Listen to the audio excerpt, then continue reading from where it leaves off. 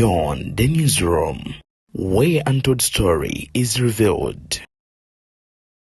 Oline Uncle then could beyond the newsroom. Omukutu sebakutu atogo kudusaka ensonga zisemasonga jagalo kubiranga mbeba zabalungi abatugoberera atira namwe abalaba videos affe ezonaze tugenda maaso nokuwanga tuteekayo kyemukola kya muwendo mungi nnyo nnyini ddala mwe mutufuula kino kyetuli obuwagizi bwammwe bwe butufuulira ddala okubeera ate ab'enjawulo kwoteeka ate n'okuba ab'omuwendo aho wennyini njagala Ebuvanjuba nebugwanjuba ewaka wasigalawo ewasinga. Beyond the newsroom gwe mukutu ogukuleetera ekyo ekisinga katiranga naffe ng'oyita ku noti 771 44 53 ne noti 744 26 45 na bino bikulu tetulanga bafere tetulanga basawo ba kinnansi n'abagwa mu koowa eryo mwebale kutuwagira. Thank you.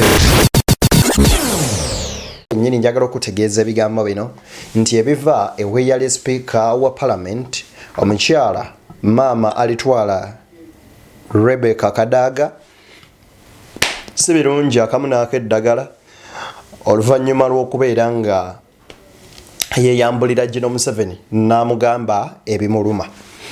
Speaker wa parliament aliko Anetianitsa Among naye bwe biti bwe biri then ate kwoteeka nno Joyce baagala olunaku olwaleera asisinkanye ne Nabosa ate ne beegwa mu bifuba bibadde bitya byonna mbikuleetedde obeere nga ate obimanya oku Beyond the newsroom n'obwombeefu obw'ekika ekyawaggulu nkusaba video sooka ogimpere like bw'ojo like ejja kudduka nnyo etuuke ku buli kise kinoomu asobola okuba nga agifuna ate bw'oba omaliriza muganda wange ne nkusaba osubscribinge ku mukutu guno okoonemu kadde okajje personalize okateekemu all of notification ku mbuuzi zonna zetussaayo mu ngeri y'emu njagala okubeera nga nkusaba ggwe omulungi angoberera nti omukutu gwaffe omujjo gwadde ni exclusive tugenda beera nga ate tugugulawo officially wansi mu comment section nkuteereddewo link gikoonemu ekutwalira eddala butereevu ku mukutu ogwo sobole okuba nga ate osubscribinga ate n'ebiriyo obenga obimanya bulungi nnyo nnyini ddala awo wennyini kankuwe video eno eya Joyce baagala ntwatwa ng'ayanjula Nabosa osooka ogirabeko then tweyongereyo. Oka wano bamuyita Prosi Mukisa Nabosa era nga yazze okuneesimbako. Mwaniriza nnyo mu lwokaano. Amuddiridde ye Dr. Semmambo. Joyce baagala ntwatwa ku mukolo gumu gwe babaddeko ayaniriza bulungi omukyala amanyikiddwa nga Nabosa abangi nno lye twamukazaako nga y'omu ku abo abavuganya okufuna tikati y'ekibiina kya National Unity Platform okyekirira bannamitiana ku kifo ky'omubaka omukyala owa Mityana district. Kakati nno njagala okuba nga nkuwa video eno owulirize ebigambo bino ebya Rebecca alitwala Kadaga byayogera omanye how royal she was to the party of NEWSROOM era nga nebyo NEWSROOM byeriko babyetuuseeko lwa mukyalo ono sooka owulirize video eno. Yabategeerera kubeera ku ballot paper. Singa kati asiba migugu. Singa ddala lwakitula. Singa kati asiba migugu. Singa tewali speaker. Singa kati asiba migugu. Okyenyumirizaamu. What happened?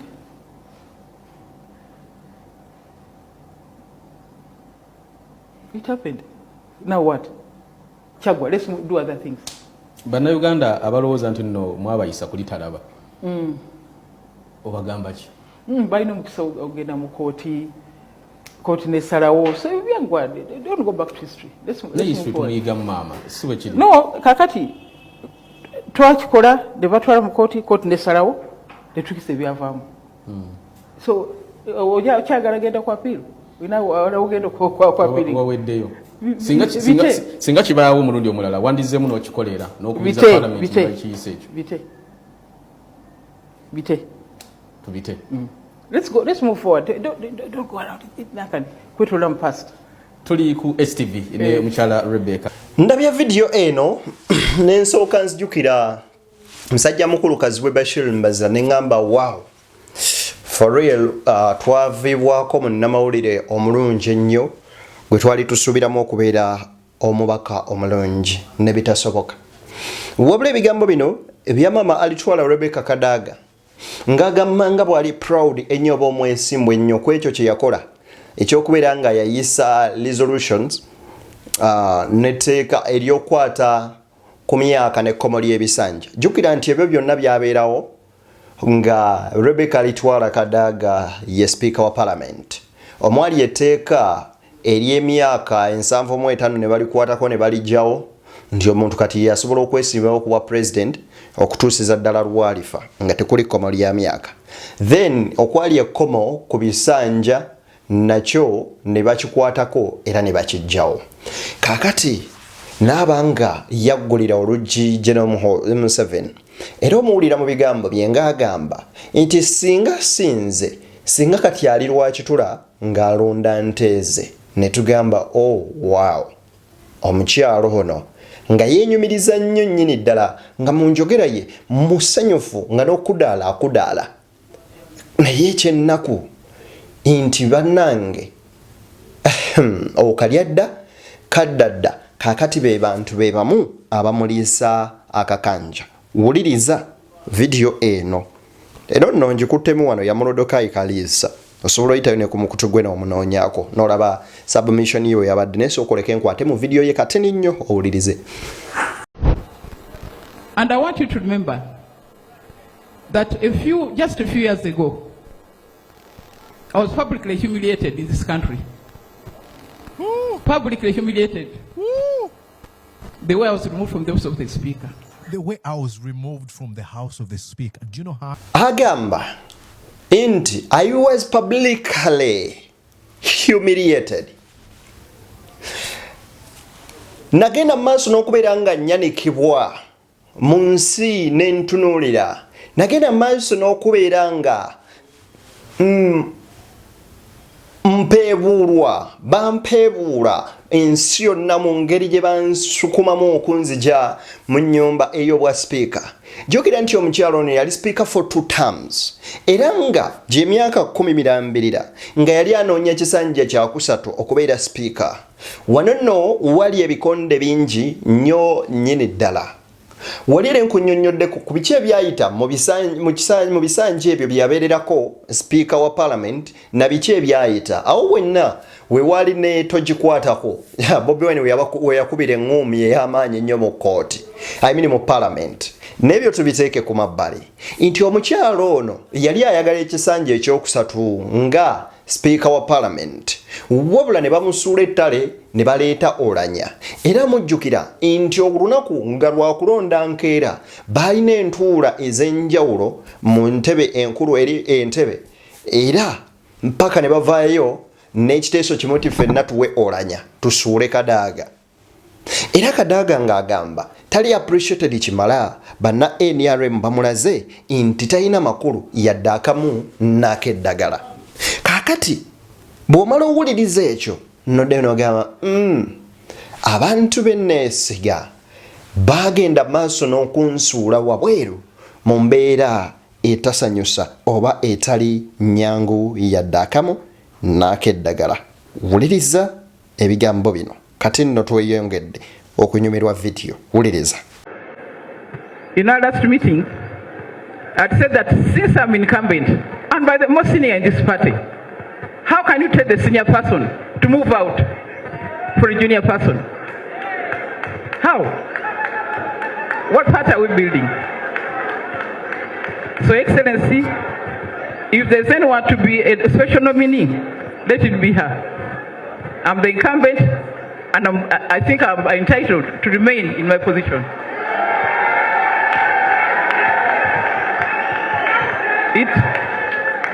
It would send a very wrong signal. That's why you protected Haji Chigongo, because of seniority. But now you are saying, Rebecca Kadaga, you get out. Really? Your Excellency, I find this unacceptable. I'm not going to take any other position. I'm the incumbent, and I say this is my position until I'm voted out.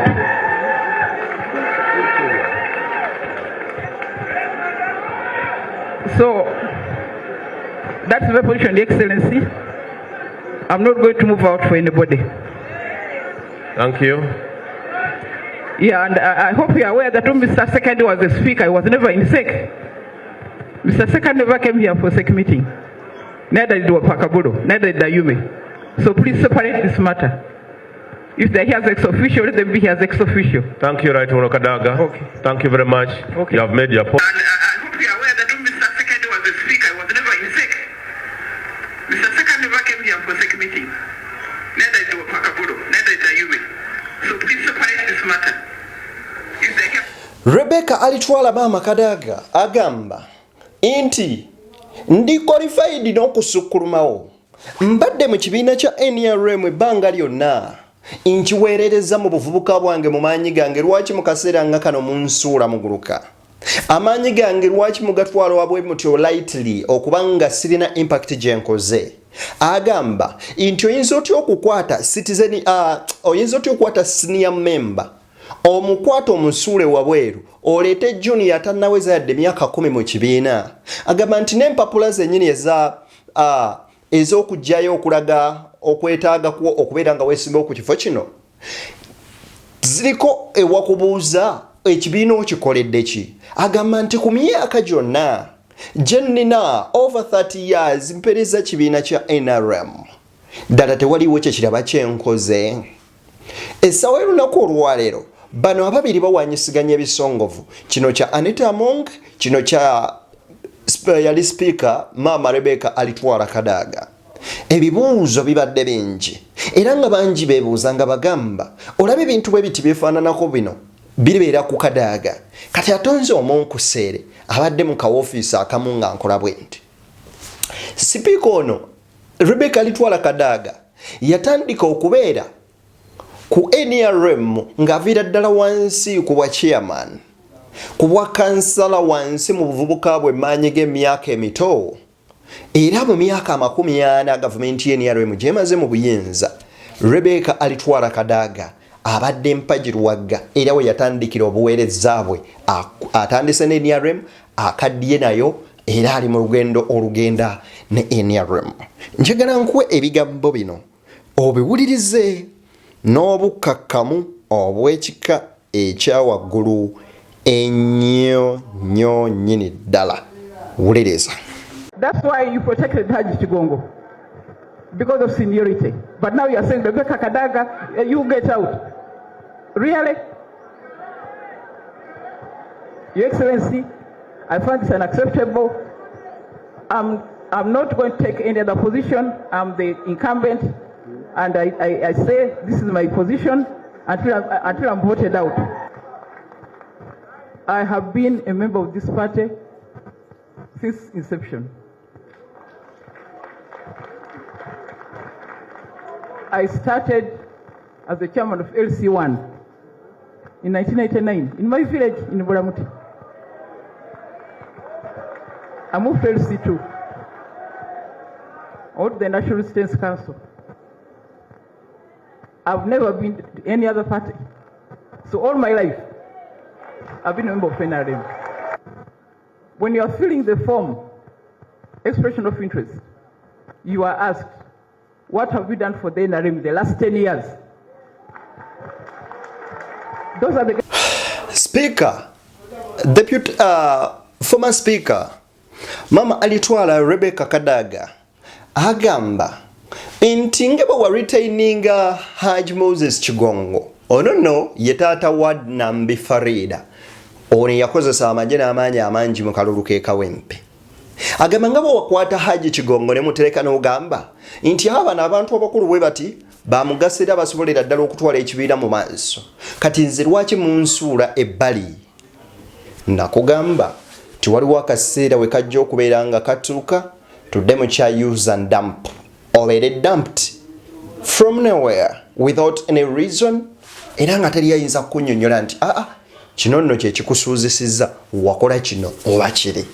Kakati Rebecca alitwala Kadaga yagamba okuva mu buto bwange mbaddewo ne NRM is it kuva 87 nga mpeereza mu gavumenti ye NEWSROOM agamba nti sigenda kukkiriza weewa kifo kirala kyonna wabula ngenda kubeera nga nsigala wano eno okukyobwa njagala wano kubeera nga myuka national chairman ojja wulira embaga kakati General Museveni n'atakula mu mutwe n'agamba nzizaako ki wuliriza. In the case of Rebecca Kadaga and Anita Among, I don't want to go beyond that. They are here, they can talk for themselves. Speaker Among is already a member of SEC. She's here. She's already here in SEC. I want you to take note of that one. I stand here to still affirm that I am still in the race for the second national vice chair. I have been a member of this party since inception. I started as the chairman of LC1 in 1989 in my village in Bulamuti. I moved to LC2, or the National Students Council. I've never been to any other party. So all my life, I've been a member of NRM. Anita is new. Yes, I am new, but I come with new ideas and new vibrancy. When you are filling the form, expression of interest, you are asked, what have you done for the NRM the last 10 years? Those are the guidelines. We have not changed them. The person aspiring to this office has only worked for 3 years for the NRM. Whether she was doing work is dependent, that's your business. But for the NRM, she has only worked for 3 years. So let us not gerrymander the guidelines. We have not sat to amend those guidelines.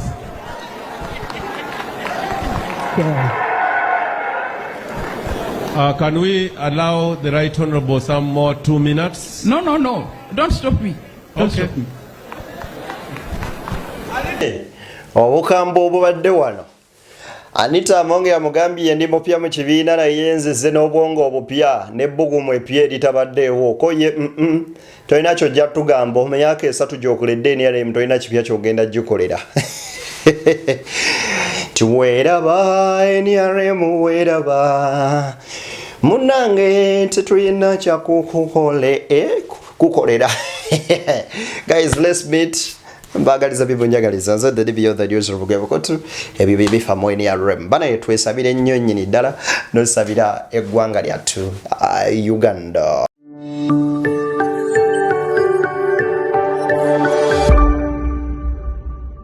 Beyond the newsroom, where untold story is revealed.